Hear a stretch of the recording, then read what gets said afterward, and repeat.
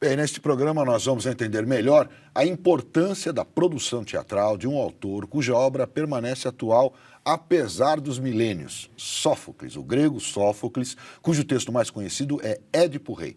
E para falar sobre essa peça de teatro e sobre o autor, nós convidamos a professora Adriane Duarte, lá da Faculdade de Filosofia, Letras e Ciências Humanas da USP. Você é do Departamento de Letras Clássicas, é isso, professora? Sim, letras clássicas e vernáculos. E por que você se interessou por pesquisar esses Sófocles específicos? Você trabalha só com Sófocles? Trabalha com outros autores gregos? Como é que é o seu trabalho? Não, eu trabalho especificamente com teatro. Tá. Né? Então, primeiramente comédia grega e depois a comédia foi levando para a tragédia. Né? E permanece um dos meus interesses. E você fala grego, você estuda grego também, dá aula? Eu sou professora de grego, dou aula, alfabetizo, ensino os meninos a falarem grego. Que bacana. Muito bem, então eu queria entender, a gente está aqui para falar um pouquinho sobre Édipo Rei, talvez a peça teatral, a tragédia mais conhecida do Sófocles, e uma peça que passou os milênios aí. Que época é essa? Quando que ela foi escrita? Quem era esse cara? Vamos tentar entender um pouquinho isso, professor. Vamos tentar entender. O teatro grego ele é muito marcado pelo período da sua produção. Tá. Ele dura somente um século. É o período áureo da tragédia grega, né, que é o século V a.C., que é o grande século, o século clássico da Grécia Antiga, que coincide com o advento da democracia. Isso eu acho importante a gente marcar. Né? Então, o teatro é um gênero marcado por essa transformação social numa cidade específica, que é Atenas, né? Nesse contexto da democracia que surge durante esse século. Que ligação que pode ter isso? O uso da praça, a coisa de falar em público, que pode ter alguma ligação isso? Então, a gente teria que pensar duas coisas. Por um lado, o ímpeto dramático sempre existiu. Desde o tempo das cavernas, a gente percebe que o homem tem essa necessidade de mimetizar. Tá. Né? Agora, o que acontece na Grécia nesse período é uma passagem do improviso ritual, cultural, para uma profissionalização do espetáculo. E isso acontece muito porque a cidade passa a patrocinar esses espetáculos. Então, eles acontecem no contexto de um festival religioso, em honra ao deus Dioniso, em que toda a cidade participa. Participa como espectador e participa também na formação do espetáculo. Então, o coro, que é um elemento central do teatro grego, ele vai ser composto por amadores, por cidadãos, que vão ser convocados para cumprir esse papel, como você pode ser convocado para ir para o exército, por exemplo. Ele está sempre presente, o coro? Sempre. Em todas as produções desse período, comédias, tragédias, o coro é um elemento central. Então, você está me dizendo que o teatro nasceu ali? O teatro nasce ali como a gente conhece ainda hoje no Ocidente, enquanto uma manifestação estética e não só uma manifestação religiosa. Sim, porque você está dizendo que antes era uma coisa de culto aos deuses. Isso. E você falou que o teatro nasce especificamente do culto ao deus Dionísio, que é o deus do vinho. Como é que era o Dionísio? Então, Dionísio para nós está muito mais associado à festa, ao vinho.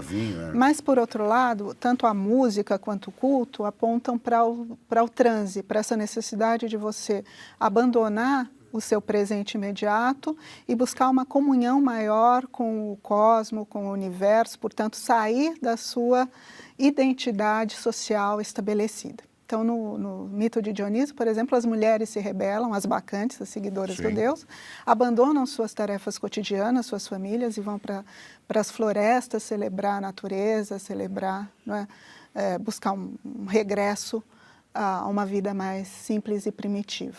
Vou dar uma enlouquecida, eu posso dizer isso? Então, digamos assim, que Dionísio favorece, e ele era cultuado pela figura de uma máscara também, na figura de uma máscara. Então, ele favorece esse movimento de você deixar de lado a sua identidade e assumir uma outra personalidade. Uma outra personalidade. A tal da persona, que é a máscara, né? Que é a máscara. Todo o teatro grego é feito com máscara, né? Só atores homens, todos eles com máscara. Muito bem. Então, dentro desse contexto aí, surgiu um profissional.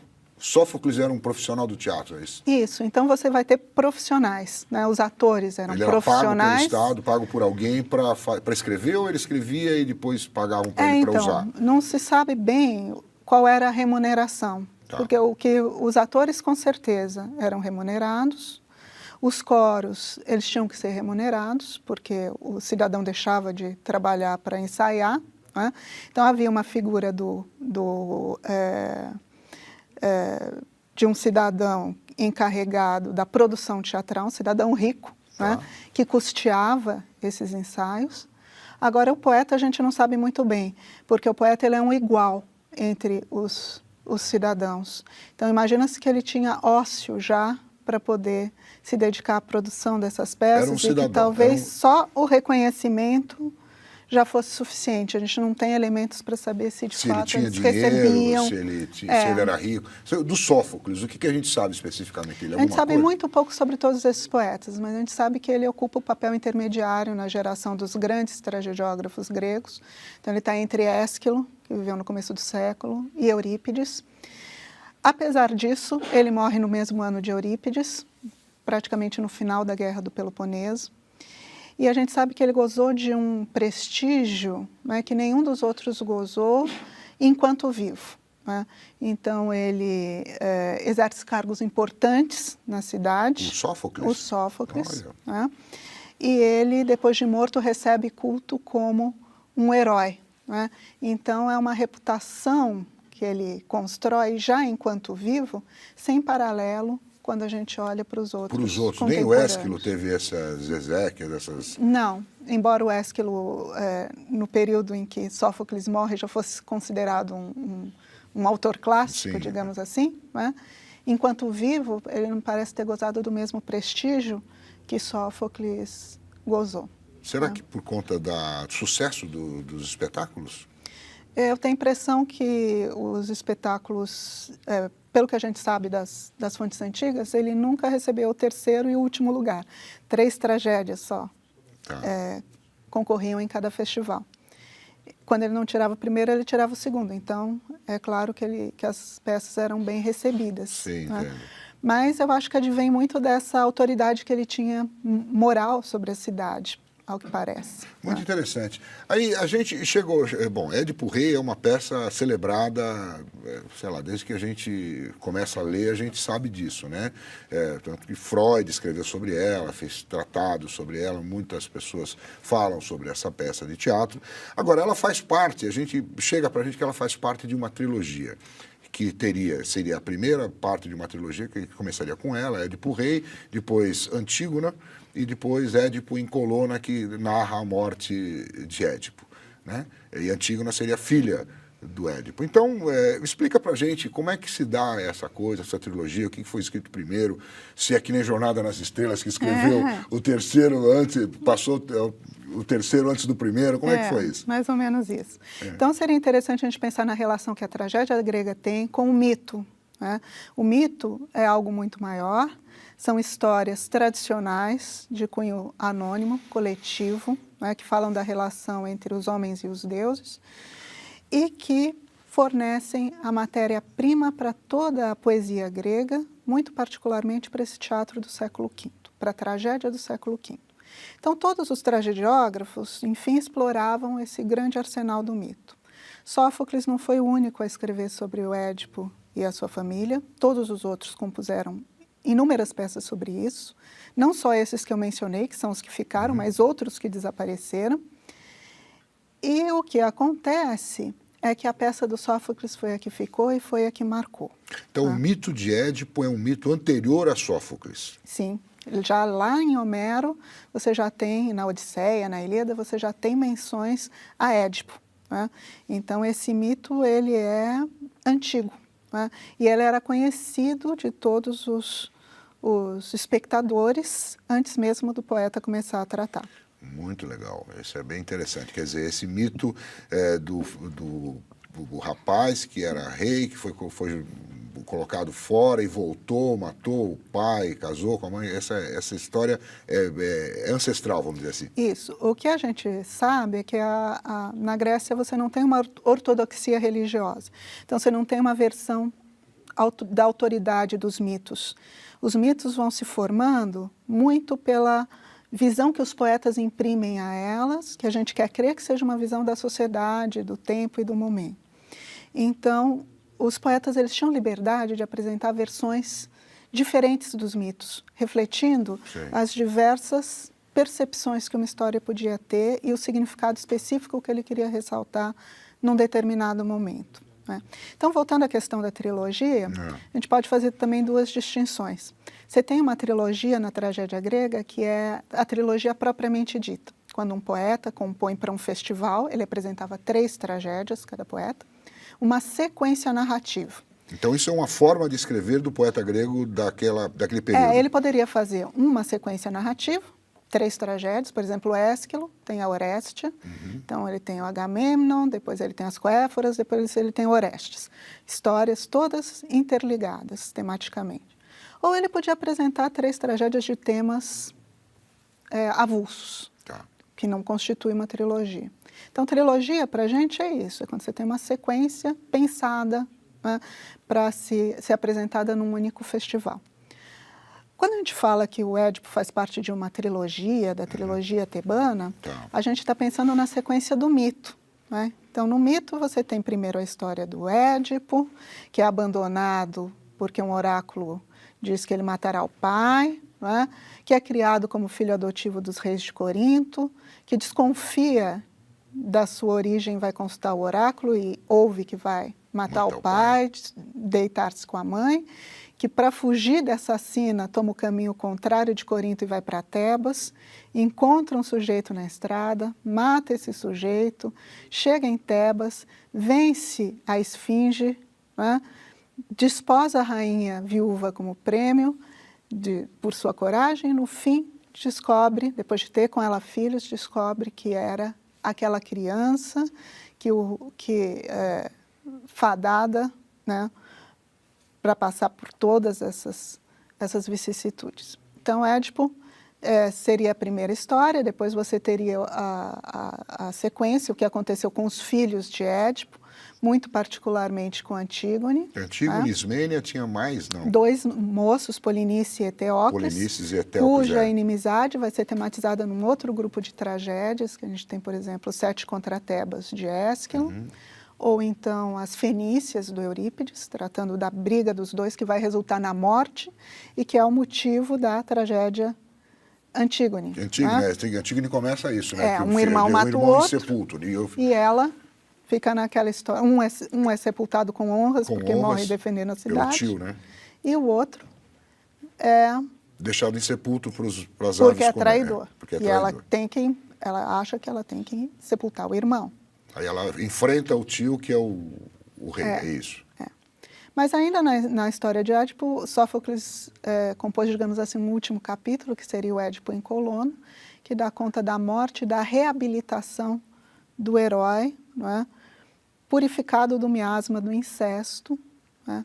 Na própria Atenas, quando ele passa, então, a se tornar uma figura benfazeja para o povo, para a população ateniense que o recebe seu túmulo no final. Só para que as pessoas entendam, ele fura os olhos quando ele fica sabendo, ele cega a si mesmo, é isso? Então, na tragédia no Édipo Rei, sim. Ao final, ao perceber a verdade, quando a verdade vem à tona, Jocasta, que é a rainha, mãe e esposa de Édipo, se suicida por não poder suportar a verdade, né? A verdade. E ele, num movimento parecido, fura os próprios olhos, né? Na ideia de que ele não pode mais perceber os outros e, por sua vez, não quer também ser percebido, né? Que o olhar, então, faz esse duplo movimento para os gregos. Né? E aí, Édipo em Colono narra uma história parte dele... em exílio. A história dele segue. Parte em exílio de Tebas. E nesse exílio ele é recusado por todas as cidades que ele chega, que tem medo de um contágio, né, dada essa maldição. E quando ele chega em Atenas, finalmente ele vai ser aceito para morrer, né? Encontrar uma terra para morrer num distrito próximo à cidade, que é Colono, Né? Colono ou colona? Eu já vi as colono. duas traduções, Colono. Colono. E lá ele, então, encerra esse período de provação e de sofrimento. Né? Tá. Esse é o mito do Édipo que o Sófocles Isso. relatou. É. Muito bem. E o livro? Por que um livro desse, uma peça de teatro dessa, sobrevive 1.500 anos? Não, 2.000 2.500 anos. 2.400 e lá, né? Isso. Então, a gente tem que pensar que, por um lado, isso se deve às próprias qualidades do texto trágico. Né? Tá. Então, é claro que uma série de eventos influíram na preservação do corpus que a gente tem, que é muito pequeno. Por exemplo, de Sófocles, restaram 7 tragédias, das cerca de 90 que se acredita que ele tenha composto. Né? Se a gente for estender isso a todos os poetas que compuseram tragédias naquele período, é um corpus gigante para que a gente tenha hoje cerca de 30 tragédias restantes. É tudo que restou de tragédia? É tudo que restou. Né? Então, eu acredito que, apesar dos azares da preservação, coisas que pegam fogo e que você não pôde evitar, as que ficaram por conta da qualidade realmente desse texto, que foi copiado, né, por diversas e diversas gerações que quiseram preservar esse monumento. Então, eu acho que tem um lado que é o da poesia, do valor da poesia. Agora, o Édipo especificamente, por que ela é uma peça, como você disse no começo, não só emblemática do teatro grego, mas emblemática do teatro ocidental? Porque o Édipo ainda hoje... É representado hoje, fazem filmes, coisas novelas, recentes, novelas. Vocês fizeram novelas, é um arquétipo. E por quê? É gozado porque o Édipo, para nós, parece uma figura absolutamente marginal. Né? Se eu perguntar a você, quem você conhece, né, que foi abandonado para morrer em criança, que matou o pai, que casou com a mãe, que é pai e irmão dos próprios filhos? Você vai falar ninguém. Né? Isso não existe. Não conhece. Como é que eu vou me identificar com uma figura assim? No entanto, o coro da tragédia vai chamar a atenção para que a trajetória do Édipo é uma trajetória paradoxal. Né?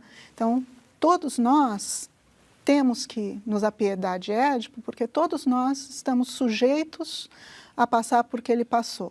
Por quê? Porque ele passa tudo isso imerso na ignorância essencial de quem ele é. Né? De quem ele é. Ele não sabe o que ele está... Ele não sabe.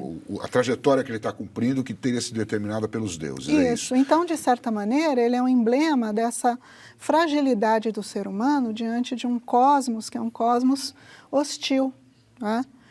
e a qual todos nós estamos sujeitos. E, por outro lado, o Édipo é a grande tragédia, a grande obra que se debruça sobre a identidade. Né? Então, uma das perguntas centrais da peça, que é uma pergunta que a gente sempre procura responder até hoje, é quem sou eu? Né? Quem sou eu? Então, esse personagem que começa investigando a morte, né? A cidade assolada pela peste, quando a tragédia começa, a peste é um indício de que alguma coisa está errada, o Deus diz, há que se punir o assassino do rei Laio, né? O antigo rei de Tebas. Então, ele começa como um romance policial. O Édipo é o arquetípico do romance policial. Ele começa investigando quem matou, né? Quem fez. Então, nessa busca do assassino, ele vai entrevistar, ele vai fazer pesquisas, ele vai procurar confrontar as testemunhas. De repente, não é? Aquela dúvida dele, será que eu sou filho dos reis de Corinto? Volta e se imiscui e passa a ser mais importante do que a própria investigação do assassinato do rei. Né? Será que eu matei o rei? Mas quem sou eu, afinal? Né? Quem sou eu? Né?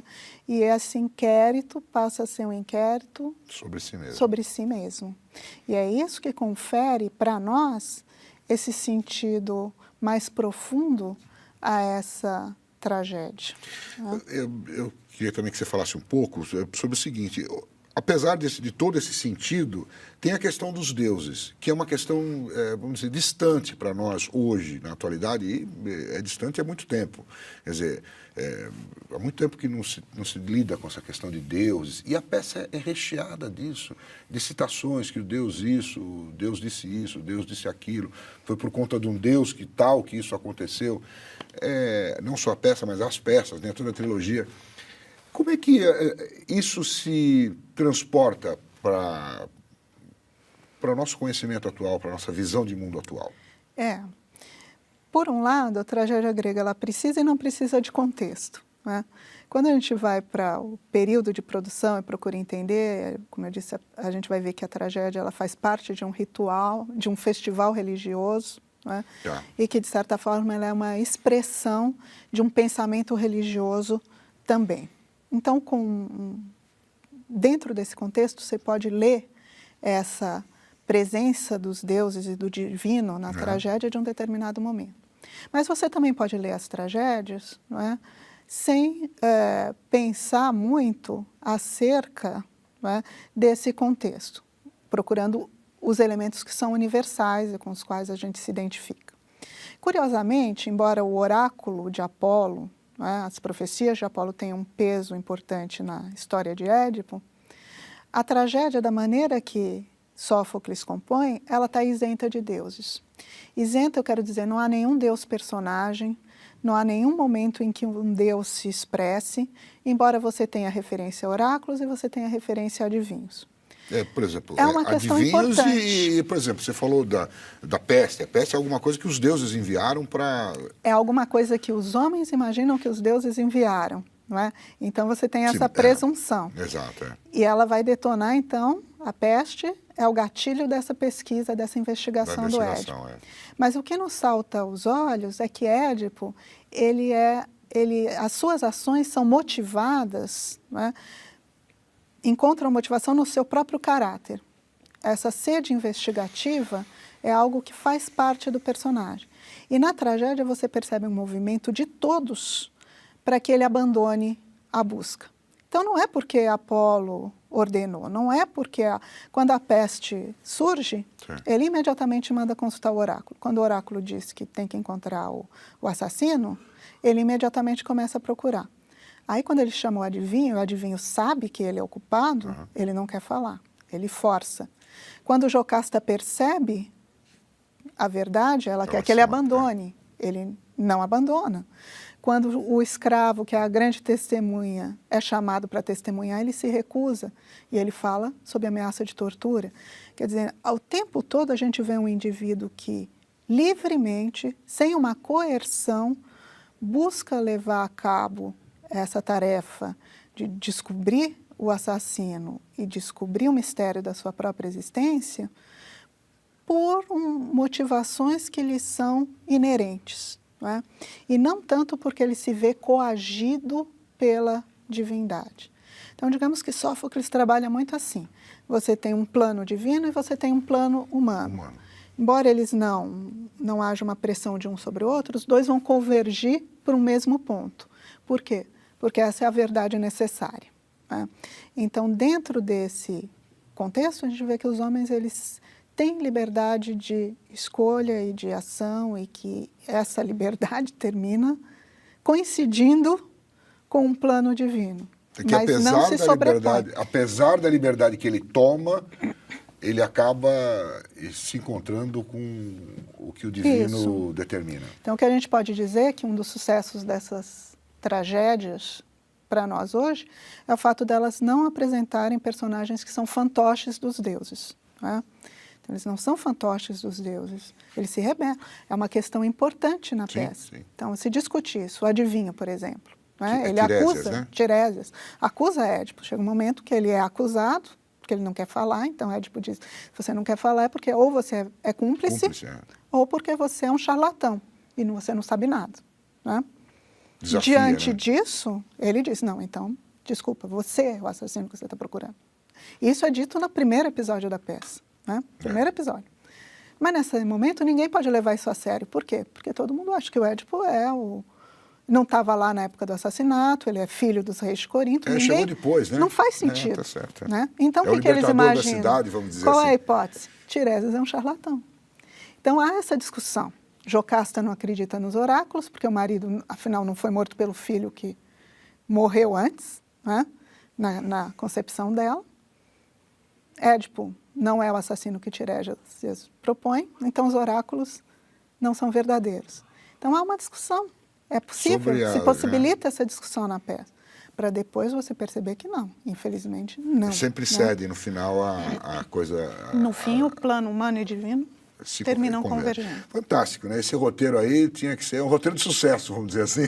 Sim. Um roteiro de sucesso, né? E aí foi usado, quer dizer, o mito de Édipo, enfim, que não é especificamente de Sófocles, mas o mito de Édipo é usado pelo Freud para descrever... O Freud, quando ele cria um novo mito de Édipo. Exatamente. É um novo então, é quando ele tira o Édipo do palco e deita no divã. Né? Termina que o Édipo se torna uma figura emblemática, né? do século XX. Mas né? ele usou o Édipo para consolidar as teorias porque há passagens na peça muito sugestivas. Quando o Édipo confessa para Jocasta que ele tem medo, que se cumpra o oráculo e que ele venha dormir com a mãe dele, que ele pensa que é a rainha de Corinto, ela diz, mas quantos homens nunca sonharam em vir a deitar com as próprias mães? Isso não significa nada. Então, quer dizer, esse desejo, né, ele já é tematizado na própria tragédia. Não é? Fantástico. Quer dizer, é um texto super atual. Professora, e tradução, hein? Você trouxe aqui dois exemplos, eu queria ver se a gente podia mostrar. É uma peça aqui. muito traduzida e vai continuar sendo traduzida, pelo menos a cada geração. Línguas, Isso. Então, nós temos várias traduções no Brasil. Uma tradução que já está no mercado há muito tempo, que é a do Mário da Gama Cury. Esse aqui? Editado pela Zaha, que vai ser reeditada brevemente num volume dedicado à apresentação do teatro grego. Tá. Então, a gente vai ter lá o Ésquilo, o Prometeu do Ésquilo, o Édipo, do Sófocles, e do Eurípides, a Medeia, e as nuvens do Aristófanes. Então, essa edição aqui, ela não existe mais, a trilogia tebana. Mas, em breve, o Édipo vai sair nessa mesma tradução. E é uma tradução mais acessível. Sim, mas aí leitor iniciante. Quer dizer, você não tem esta edição da trilogia, mas você tem outras edições do Mário Gama, é isso? E especialmente do Édipo, uma edição nova, revista, com uma série de aparatos, que deve sair ainda esse ano. Tá. E é uma tradução mais acessível para o leitor iniciante. Que não é tão castiça, assim, né? Não sai... Isso. Que não segue, por exemplo, métrica, não segue... Ele até segue. Ele até busca traduzir observando o decassílabo. Né? Mas, digamos, são versos em decassílabo, né? Só para a gente explicar. Tem rima em grego? Em grego não tem rima e não é decassílabo. É um composto de vários metros, o coro se exprime em metros variados e os diálogos são numa espécie de trímetro. Entendi. Então, quer dizer, não é uma coisa assim muito amarrada. Você procura em português fazer uma adaptação, quando você quer, para o nosso sistema métrico. Quer dizer, dá para a gente ter uma ideia, e tem essa tradução... E essa tradução do Trajano Viana, que tem inclusive... é bilíngue, né? Tem inclusive o texto grego junto. O texto grego, para quem gosta, para quem já sabe... Já é uma tradução que procura explorar mais o próprio vocabulário grego, o conceito grego, já não é uma tradução tão acessível. Por exemplo, quando minha filha teve que ler o Édipo ano passado, no colegial, eu sugeri que ela lesse o Mário da Gama Cury. Entendi. Além disso, nós temos outros. Temos uma da LPM, do Donald Schiller, que está entre uma e outra. Então, quer dizer, você tem edições, você pode pegar aquela mais, sei lá, clássica, que trabalha direitinho ali a métrica. Todas elas foram traduzidas do grego, essas que eu estou indicando, mas cada tradutor tem um público-alvo. O público do Gama Cury é o mais amplo possível. Entendi. Né? Eu acho que o público do Trajano já é um leitor um pouco mais familiarizado com as convenções do teatro, com o mito do Édipo, enfim. E com a Grécia, com o período. Tá bom. Professora, obrigado por sua presença aqui no Estúdio Univesp, foi ótimo, a gente aprendeu para chuchu aqui sobre Édipo Rei e sobre a vida de Sófocles e o teatro grego. Eu que agradeço a oportunidade.